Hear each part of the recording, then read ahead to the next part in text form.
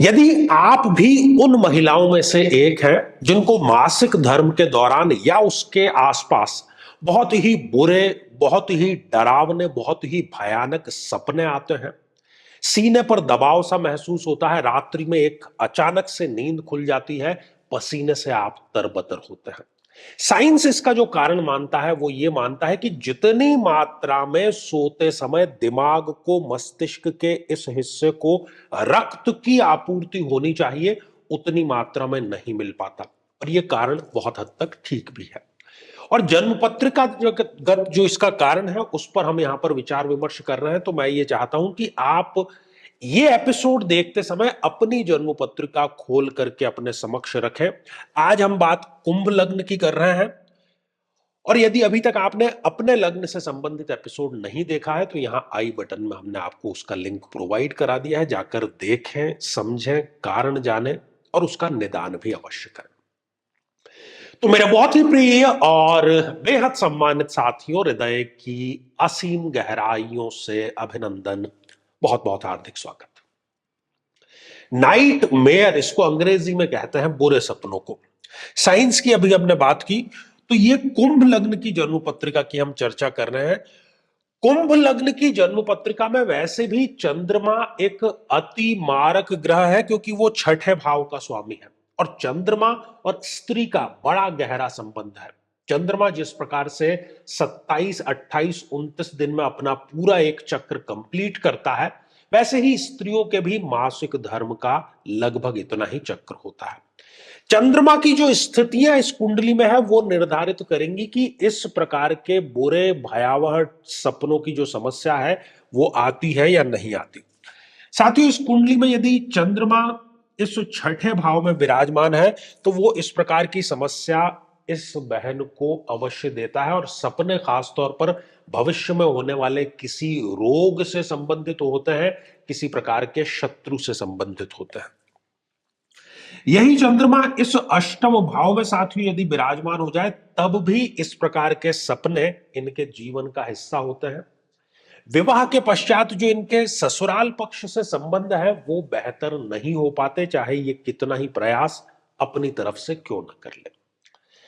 साथियों, यदि चंद्रमा इस द्वादश भाव में विराजमान हो तब भी इस प्रकार की समस्याएं इस बहन को, इस स्त्री को अवश्य आ जाती हैं, और आमतौर पर किशोर अवस्था से शुरू होकर के लंबे समय तक जीवन काल में डॉक्टर के पेटे जो खर्च होना है, दवाइयों के पेटे जो खर्च होना है, वो इनका एक स्थायी खर्च अवश्य रहता है।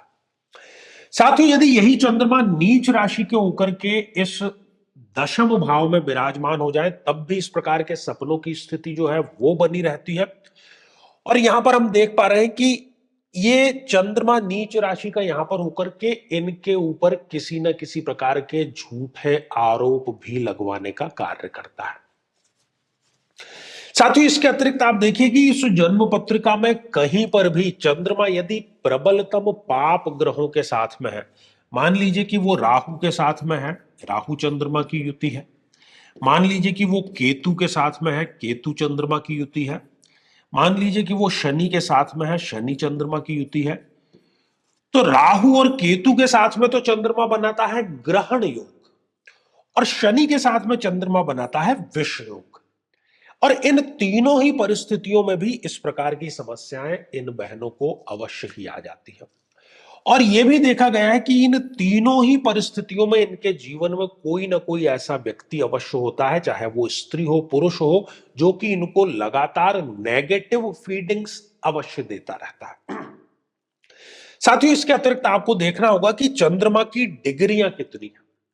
कंप्यूटराइज्ड जन्म पत्रिका में वो आपको पहले या दूसरे पृष्ठ पर मिल जाएगी।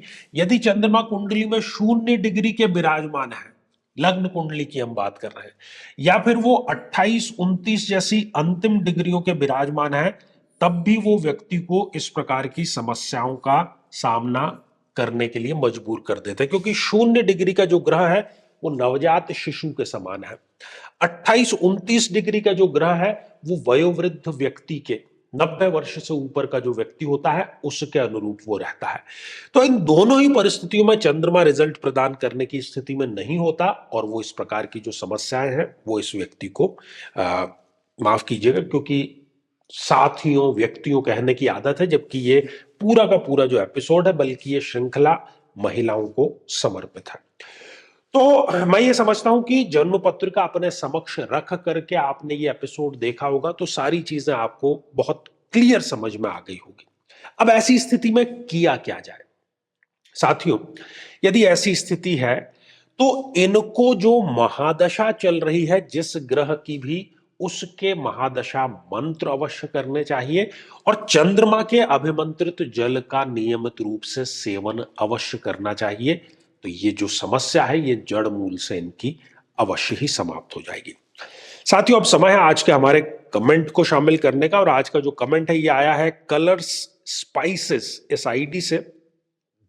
ये लिखते हैं, yes I did it and it worked like a miracle, thank you so much.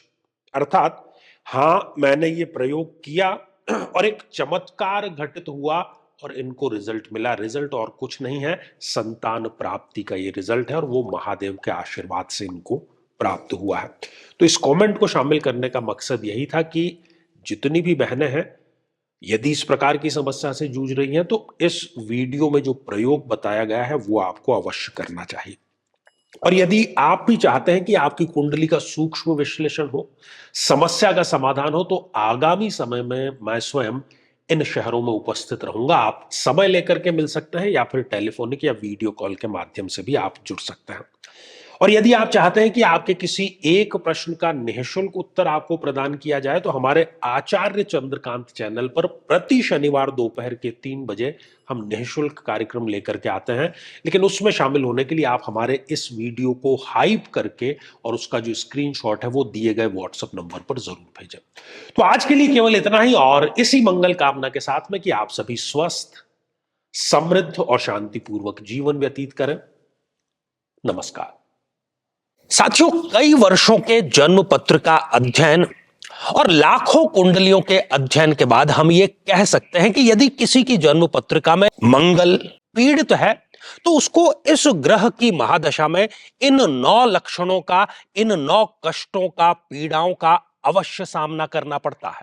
शत्रु बाधा, अपने ही भाइयों से पीड़ा, साहस की कमी, बार बार दुर्घटनाएं होना, व्यक्ति का अत्यधिक क्रोधित होना, रक्त अर्थात ब्लड में किसी न किसी प्रकार का विकार होना, किसी बीमारी में ऑपरेशन तक की नौबत आ जाना, या किसी बीमारी का बढ़ करके कैंसर का रूप धारण कर लेना, और बड़ी चीज कि शादी योग्य उम्र होते हुए भी व्यक्ति का विवाह ठीक समय पर संपन्न नहीं हो पाता।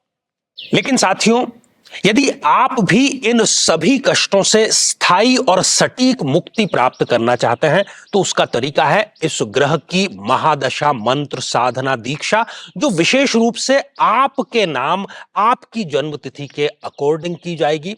और गुरु दीक्षा के माध्यम से अभिमंत्रित माला भी आपको प्रदान की जाएगी, ताकि न केवल ये सारे कष्ट दूर हों, बल्कि ये पूरी की पूरी महादशा आपके लिए शांतिदायक और सुख समृद्धिदायक साबित हो।